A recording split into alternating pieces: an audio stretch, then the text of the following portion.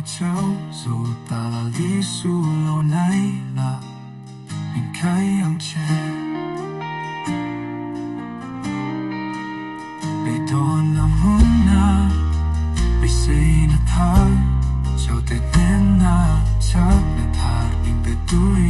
cái to này tình tuổi nung Krista nung nain ka om tolong mamangin ka om tolong tolong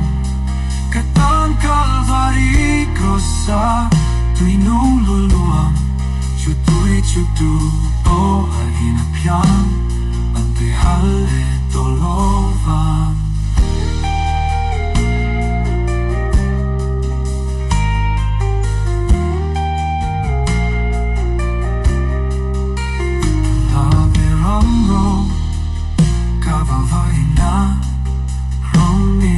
châu dù ta là lý su lâu nay là mình cái âm trẻ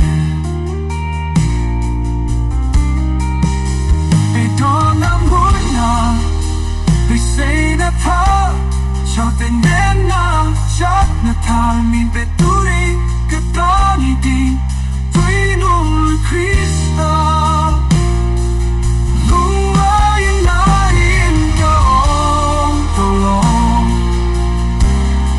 Mamangin ka om tolong tolong katang Calvary crossa tuy nung luluang cho tôi chu to po ai được chăng anh tuy hal